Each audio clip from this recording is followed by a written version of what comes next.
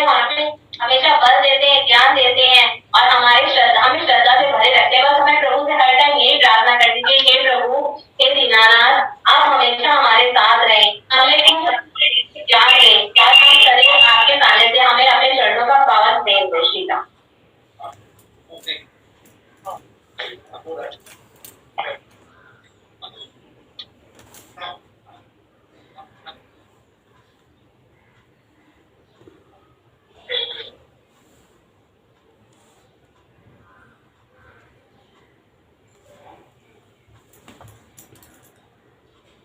श्री राम। गुरुर्ब्रह्मा गुरुर्विष्णु गुरुर्देव महेश्वरा, गुरु साक्षात् परब्रह्म तस्मै श्री गुरुवे नमः। सभी को राम राम राम राम राम राम। आज ये सत्संग रूपी यज्ञ का यानी कैंप जो हो रहा है कृष्णा नगर में, आज ये आखिरी दिन है प्रवचन और व्यवहारिक साधना का। कल सुबह पूर्ति होगी, तो हम सब आज फिर गीता के प्रवचन का आनंद लेते हैं। जो भगवान ने इसमें बातें कही हैं उसे हम सुने और अपने जीवन में उतारने का प्रयास करें। तो इसके पहले हम सभी ने सुना कि भक्त के लक्षण भगवान ने बताए। पहला श्लोक उसका सुना था और उसके बाद आज उसके आगे का श्लोक है 14वां। तो इन दो श्लोक में भगवान ने भक्त के 12 लक्षण बताए थे, जिनमें कि 7 13वें श्लोक में बताए और जो 5 शेष हैं वह ये 14वें श्लोक में हम सब सुनेंगे। इसके आगे भी और श्लोक हैं, उनमें भी भगवान ने भक्त के लक्षण बताए हैं। 5 प्रकरण में बताए हैं। तो आज जो है पहला प्रकरण उसका दूसरा श्लोक हम लोग सुनते हैं। वो है, पहले प्रकरण में 12 बताए हैं, तो पहले श्लोक में हम लोगों ने 7 सुना। अब ये जो 14वां श्लोक है इसमें हम 5 और लक्षण सुनते हैं भगवान ने बताए। तो श्लोक है 12वें अध्याय का 14वां श्लोक।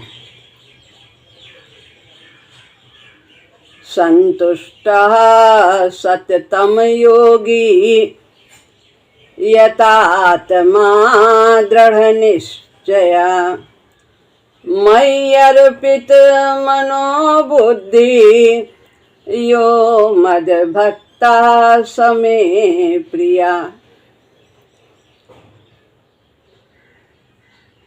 संतुष्टः पहला है, सततम योगी, फिर है यतात्मा, दृढ़ निश्चया चौथा है, और 5वां है मयि अर्पित मनोबुद्धि। तो संतुष्ट, जिसके बारे में कुसुम सिंह जी ने कल संतुष्ट की चर्चा की थी। यह दृक्षा लाभ संतुष्टो, यह बताया था। उसी को यहाँ पर भगवान ने 12वें अध्याय में पुनः बताया है। तो सामान्यतया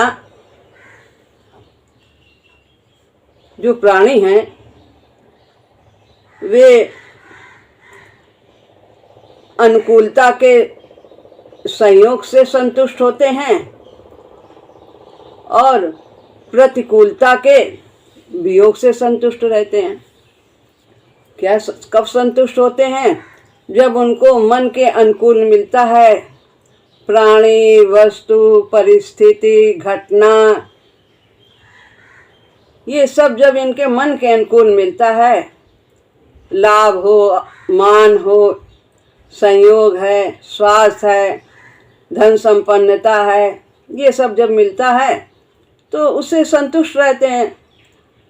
परंतु जब इसका उल्टा मिलता है तो उससे वो असंतुष्ट रहते हैं। इनका वो वियोग चाहते हैं, मन के प्रतिकूलता का, और मन के अनुकूलता का संयोग चाहते हैं। इससे वे तभी संतुष्ट होते, भाई ऐसा हो जाए, सब अच्छा अच्छा हो तो हमें बहुत संतोष है, इसके विपरीत ना हो। सामान्यतया प्राणी ऐसा ही चाहते हैं। तो लेकिन भगवान का भक्त जिसने भगवान को पा लिया है, साधन करते हुए, पुरुषार्थ करते हुए, वह इस सांसारिक ये सब नाशवान जो नित्य परिवर्तनशील हैं, इनसे उसे पाने पे संतोष की आशा नहीं होती कि ये मिल जाए तब हम संतुष्ट हों। वो तो नित्य ही संतुष्ट रहता है, क्योंकि वो अपने परमात्मा से युक्त रहता है और परमात्मा पूर्ण है और संसार की वस्तुएं अपूर्ण है। इनसे कभी स्थायी शांति मिल ही नहीं सकती।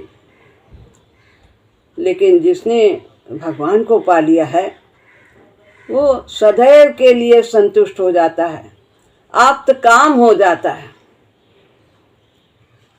तो यहाँ पर यह बताया है कि संसार के पदार्थ कभी हमें संतुष्ट कर ही नहीं सकते।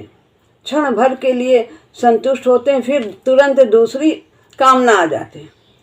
तो इसी तरह से कबीरदास जी ने भी कहा है, गोधन गज धन बाज धन और रतन धन खान, जब आवे संतोष धन सब धन धूरी समान। संतोष धन, हमेशा के लिए संतोष हो, वो बात यहाँ पर हो रही। कितना भी आ जाए, गोधन गज धन बाज धन और रत्न वगैरह खूब भर जाए भंडार, फिर भी कामना नहीं जाती है। और जब तक कामना है तब तक व्यक्ति संतुष्ट हो ही नहीं सकता। और कामना कब समाप्त होगी?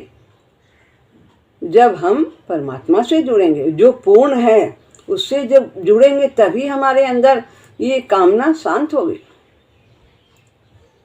तो यहाँ पर संतुष्टा बताया है, भक्त का ये लक्षण है। जब वो परमात्मा से युक्त हो जाता है तो वह निरंतर संतुष्ट रहता है। संतुष्टा। और दूसरी बात बताइए, सततम योगी। सततम योगी, सततम माने निरंतर, योगी यानी युक्त रहना। जो प्रभु का भक्त है वो हर समय भगवान से जुड़ा रहता है। वो हर घटना को भगवान से जोड़कर देखता है कि हमारे प्यारे प्रभु सुहृद जो हैं, हमारे परम हितैषी हैं, उनकी ओर से आई है। वो कभी हमारा अमंगल करते ही नहीं। ऐसा वो जुड़ा रहता है। जीवन में तो आएगा, सब कुछ आएगा, अनुकूलता भी आएगी, प्रतिकूलता भी आएगी, क्योंकि अभी हम साधक हैं और अभी हमने मिश्रित कर्म किए हैं। अच्छे भी कार्य किए हैं, बुरे भी कार्य किए हैं, पिछले जन्म में किए हैं, इस जन्म में भी करते आए हैं। तो वो तो परिणाम आएगा ही आएगा, लेकिन वो उनमें विचलित नहीं होता। वो उसे भी प्रभु की कृपा समझता है। अनुकूलता भी कृपा है और प्रतिकूलता भी कृपा है। तो हर घटना में वो भगवान से जुड़ा हुआ रहता है। प्रत्येक पदार्थ को भगवान से स्वीकार करता है। जो कुछ भी मिला है उसका अपना नहीं है, वो सब प्रभु ने दया करके, कृपा करके हमें दिया है साधन के रूप में। उसे अपना नहीं मानना है। भगवान ने दिया है कि हम इसका सदुपयोग करें, इसको परहित में लगाएं और अपने स्वार्थ के लिए कुछ भी इनका उपयोग ना करें। स्वार्थ शरीर की रक्षा करने के लिए लगाना है, क्योंकि इससे भजन करना है। जितना आवश्यक है, जो स्वास्थ्य और साधना की दृष्टि से उपयुक्त है, उस तरह से हमें इन पदार्थों का उपयोग करना है और दूसरों की सेवा में भी लगाना है। और हर क्रिया वो भगवान के लिए करता है। हर पदार्थ को भगवान का समझता है और हर क्रिया को वो भगवान के लिए करता है। उसके द्वारा कोई भी गलत कार्य होता ही नहीं। वो सदैव प्रभु से युक्त रहने के कारण हर समय सात्विक कर्म ही करता है। तो सततम योगी, दूसरी बात बताई, वो सततम निरंतर सो के उठने पे और जब तक सोता नहीं निरंतर प्रभु से जुड़ा ही रहता है, सुमिरन के द्वारा, सेवा के द्वारा। इस प्रकार वह हर घटना को, हर परिस्थिति को और हर पदार्थ को, हर क्रिया को और हर प्राणी को भगवान से जोड़कर रखता है। इसमें प्रभु का वास है। जो ये माध्यम बना है हमें अनुकूलता देने का या प्रतिकूलता देने का, वो हमारे ही कर्मों का फल है। हमारे संस्कारों को क्षीण करने का ही साधन है। प्रभु ने भेजा है, ये तो माध्यम है, ये तो दया का पात्र है, ये तो हमारे संस्कार को क्षीण कर रहा है और अपने बढ़ा रहा है, इसलिए इस पर तो दया हमें आनी चाहिए। तो ये है कि वह निरंतर सततम योगी युक्त रहता है। योगी का मतलब युक्त रहना भगवान से निरंतर। हम लोग को गुरु जी ने बताया कि चाहे कुछ चले चाहे ना चले, जाप तो हर समय चलना ही चाहिए। जाप तो हर समय चलना ही चाहिए। जाप तो ये अपने में पूरा साधन है कल्याण प्राप्त करने का। चाहे हम तीर्थ कर पाए चाहे नहीं, दान के लिए पैसे नहीं है, कोई बात नहीं है। बड़े बड़े हम जो है अनुष्ठान लोग करते हैं, यज्ञ आदि करते हैं, करने हमारे पास है साधन तो हम करें। वैसे तो इसकी कोई आवश्यकता ही नहीं। यज्ञ तो किसको कहा है गीता में? यज्ञ यज्ञेश्वर के लिए किया हुआ कर्म सब यज्ञ है। यज्ञेश्वर कौन है? परमात्मा, जो सभी यज्ञों के भोक्ता है। तो यज्ञेश्वर के लिए किया हुआ कर्म ये सभी यज्ञ हैं। ये स्वाहा की कोई जल हमारे लिए आवश्यकता नहीं। वो भी यदि करना चाहो तो कर दो, लेकिन हमारा प्रत्येक कर्म यज्ञ होना चाहिए। बोलना, उठना, बैठना, सेवा करना, घर गृहस्थी के कार्य करना, कमाना, धंधा, कुछ भी हम करते हैं वो सब भगवत भाव से करें, भगवान की सेवा समझकर करें, सब यज्ञ हो जाएगा। यज्ञार्थात कर्मणो नेत्र लोको एवं कर्म बंधना। और इसके अतिरिक्त जितने भी हम काम करते हैं भगवान का समझ के नहीं जब करते हैं, अपना निजी नाता बना करके हम करते हैं, तो वो सब बंधन के कारण हो जाते हैं। यही कर्म योग है कि कर्म को भगवान से जोड़ देना, जो भी हमारे कर्तव्य कर्म। तो संतुष्टा भगवान का भक्त का ये लक्षण है। जो साधक भी है वो भी ऐसा ही प्रयास करता है, और जो सिद्ध है वो तो हमेशा ही ऐसा रहता है। सिद्ध का मतलब जिसने भगवान को पा लिया। तो दूसरी बात बताई सततम योगी। और तीसरी बात है यत आत्मा। यत आत्मा यानी भक्ति योग के द्वारा जिसने अपने मन, बुद्धि और इंद्रियों पर अपना अधिकार कर लिया है उसे यथात्मा कहते हैं। जैसे हमारे पास धन है तो हम धनवान कहे जाते हैं, लेकिन धन है, जब हम उसका उपयोग करेंगे तभी धनवान है, नहीं तो उसके गुलाम हैं। उसका उपयोग सदुपयोग करेंगे तभी हम धनवान वास्तव में कहे जाएंगे। बल है, जब हम बल का दूसरे की रक्षा करने में, जो कमज़ोर हैं उनकी रक्षा करने में उपयोग करेंगे तभी हम बलवान कहे जाएंगे। यदि दूसरे को सताने में इनका उपयोग किया जाता है तो ये सब हमारे पास होते हुए भी हमारे नहीं हैं और ये हमें पतन की ओर ले जाने वाले हैं। तो जिसका मन बुद्धि और इंद्रियों पर अधिकार है वो आत्मवान कहा जाता है, यह आत्मा कहा जाता है, जिसका इन सब पर अधिकार है। जो करने के लिए ये मिले हैं, किस लिए मिले हैं? ये भगवान को पाने के साधन है। शरीर में जो ये यंत्र हैं, तो मन से भगवान का सुमिरन करें, बुद्धि से भगवान की सेवा करें। ये विचार आए, ये भगवान का काम है, भगवान का काम है। और जब ऐसा भाव आएगा तो इंद्रियां उसमें सहयोग देंगी, इंद्रियों के द्वारा कार्य होगा। तो वह यत आत्मा होता है, उसमें किसी भी प्रकार के इंद्रिय जन दुर्गुण दुराचार आने की संभावना ही नहीं होती है। वो इंद्रियों से गलत कार्य नहीं करता। आँख से वो गलत चीज़ें नहीं देखेगा, झगड़ा नहीं देखेगा, असली चीज़ें नहीं देखेगा, कान से बुराई नहीं सुनेगा, जिह्वा से कटु शब्द नहीं कहेगा, प्रेम से युक्त वाणी बोलेगा, हाथ पैर सभी शरीर हैं इनका सदुपयोग करेगा, पर हित में लगाएगा।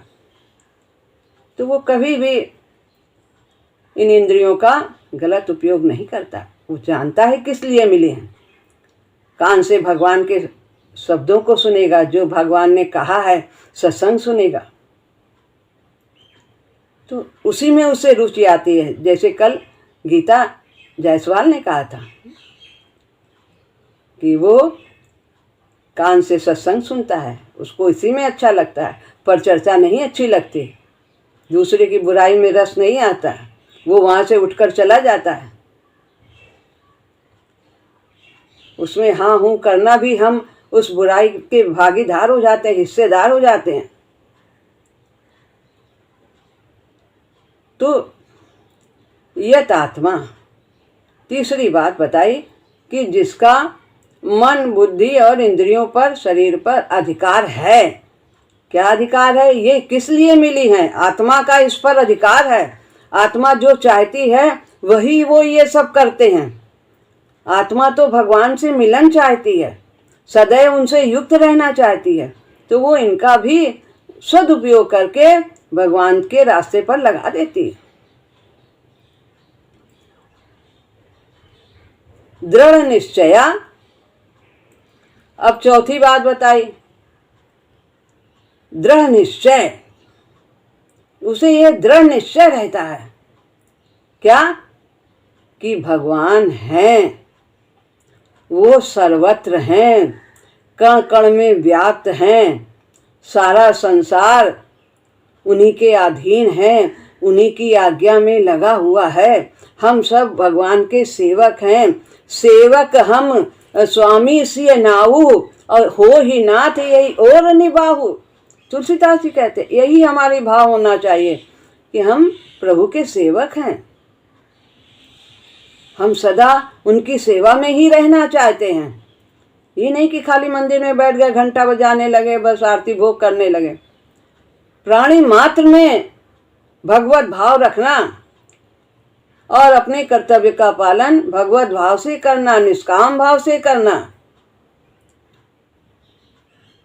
यही भगवान का पूजन है, यही भगवान की सेवा है। किसी से द्वेष न रखना, सबसे प्रेम करना। हमारे अंदर से प्रेम की तरंगे निकलनी चाहिए। जो हमसे द्वेष करते हैं उनके लिए भी महाराज जी कहते हैं, जैसा कि अभी कहा, वो तो दया का पात्र है। तो दृढ़ निश्चया, उसके अंदर दृढ़ निश्चय है कि सर्वत्र परमात्मा व्याप्त हैं और हमें जो ये मानव तन मिला है ये केवल भगवान के लिए ही मिला है, उनको पाने के लिए ही मिला है। नर तन कर फल विषय न भाई और स्वर्गौ स्वल्प अंत दुखदाई।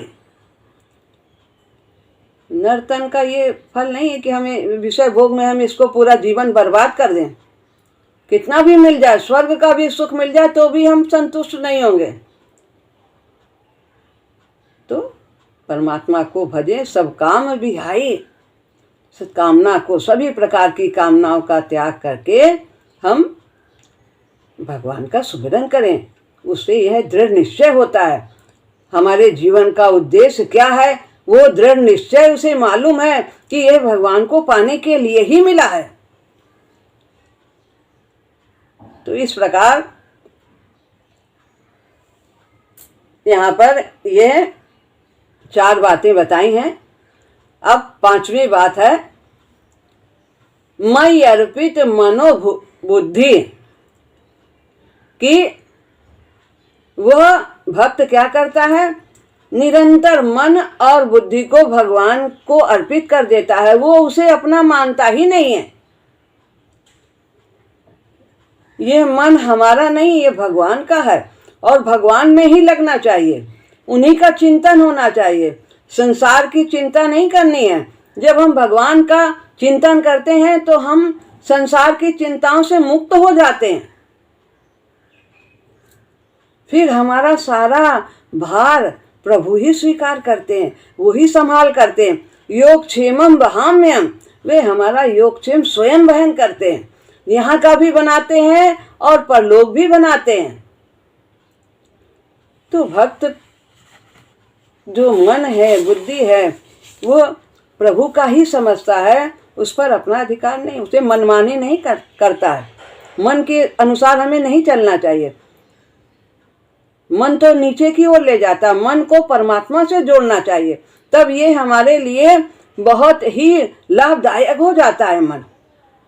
मन की योग्यता उसके सुसंस्कृत होने पर निर्भर है। हमारा मन कितना सुसंस्कृत है, कितना सभ्य है, कितना समझदार है, जितना वो समझदार होगा उतना ही हम उसे उपयोगी बना लेंगे अपने लिए। तो मन और बुद्धि, बुद्धि को भगवान को दे देना है। बुद्धि से भगवान का ही चिंतन करना, सत्शास्त्रों का चिंतन करना, भगवान की वाणी के बारे में शास्त्र में क्या लिखा है ये सब कुछ सुनना और उसे समझना और उसी के अनुसार अपना जीवन बिताना। तो यहाँ पर ये भगवान यहाँ पर ये 5 बातें बताते हैं कि भक्त के लिए भगवान से बढ़कर कोई प्रिय और श्रेष्ठ होता ही नहीं। ऐसा भक्त ये मद भक्ता स में प्रिया, जो ऐसे भक्त हैं, संतुष्ट हैं, निरंतर मुझसे जुड़े हैं, यह आत्मा मन बुद्धि इंद्रिया सब मेरे में लगाया हुआ है, मन को मुझे दिया हुआ, बुद्धि दिया है, ऐसा भक्त वो मुझे प्रिय है। हमें तो भगवान के प्रिय बनना है। भगवान के प्रिय बन जाएंगे तो संसार के प्रिय अपने आप बन जाएंगे, क्योंकि संसार में सभी में तो परमात्मा का वास है। सबके हृदय में भगवान है। ईश्वर सर्वभूतानां, तो ये है कि सभी के हृदय में वही। तो हम प्रभु के प्रिय बन जाए, प्रभु जैसा चाहते हैं, जो गुण हमारे अंदर उनके हैं, जो छिपे हुए हैं, वो भजन करने से प्रकट होते चले जाएंगे और हम भगवान के प्रिय होते चले जाएंगे। तो हमें भजन करना है। भगवान को तो ऐसे कहते हैं सभी प्रिय हैं, सब भगवान के बच्चे हैं। संसार जैसे है, जितना बड़ा भी है, कितना कुछ है, इसमें कितने प्राणी हैं, तो सभी में परमात्मा का वास है और भगवान सबको प्रिय है, सबको प्यार करते हैं। पर जो उनके कहे पर चलता है, जो उनकी आज्ञा का पालन करता है,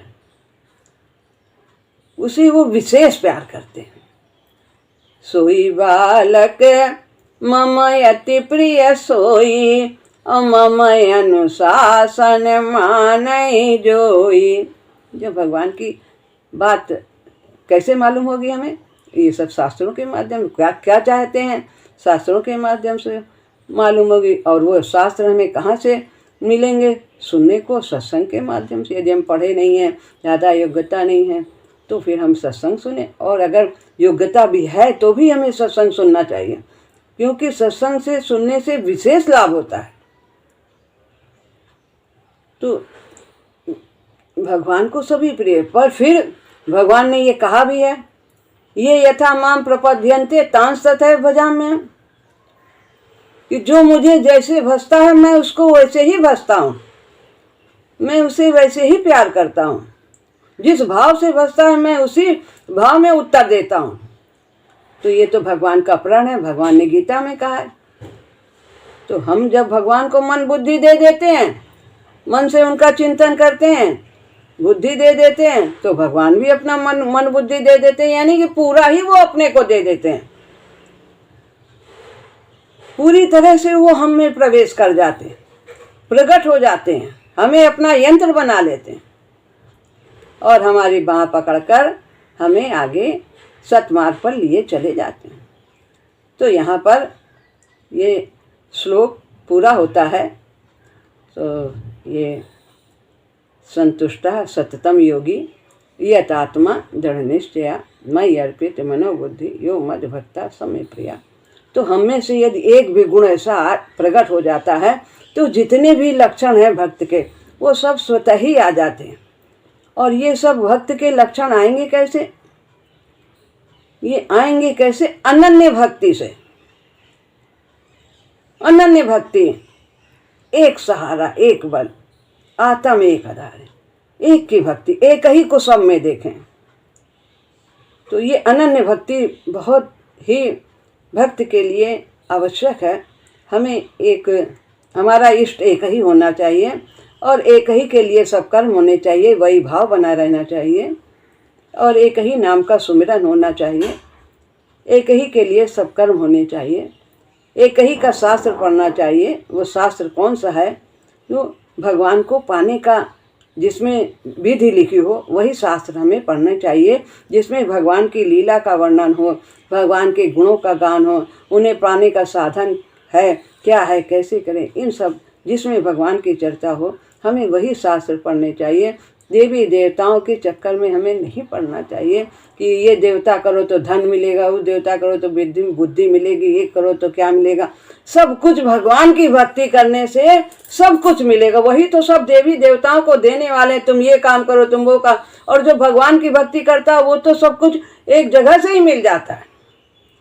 तो हमारे अंदर अनन्यता होनी चाहिए, सब कुछ बन जाएगा। देवी देवताओं की उपासना से लौकिक ही बनता है, लेकिन भगवान की उपासना से लौकिक और पारलौकिक दोनों बन जाता है। तो अनन्य भक्ति के बारे में गीता में बहुत कहा है और ये हमारे लिए बहुत महत्व रखती है। हमें एक का ही सब कुछ करना चाहिए, उसी की शरण रहना चाहिए और राम नाम का जाप करते रहना चाहिए। गुरु की कृपा का निरंतर अनुभव करना चाहिए। गुरुदेव हमारे परम दयालु हैं, उनसे ज़्यादा सुहृद तो भगवान भी नहीं है हमारे लिए। तो इसलिए सतगुरु प्यारे परम उदार हैं। देखा नहीं हमको कैसे हैं हम पापी कपटी अवगुण, कुछ नहीं विचार किया और उन्होंने हमें अपनी शरण में ले लिया। तो उनकी महिमा का गान करने के लिए हमारे पास वाणी में शब्द नहीं है, हम नहीं व्यक्त कर सकते। तो सतगुरु महान है और उन्होंने जो हमें रास्ता दिया है, हमें उसी रास्ते पर निरंतर विश्वास के साथ चलते रहना। श्री राम। राम राम। आप सबको बहुत बहुत बधाई है गुरुदेव के जन्मदिन की। और इसी तरह आप भगवान की भक्ति करते रहें, निरंतर हर साल कैंप का आनंद लेते रहें और खूब प्रेम संसार से करें। श्री राम।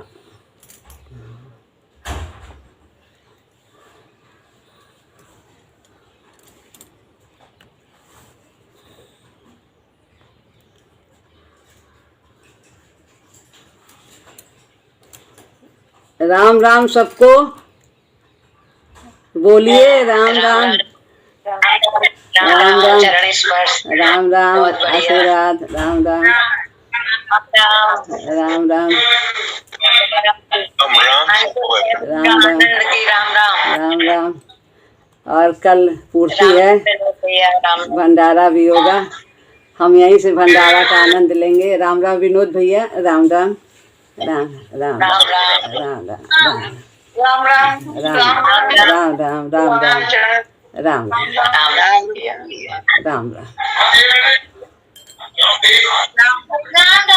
राम राम राम राम।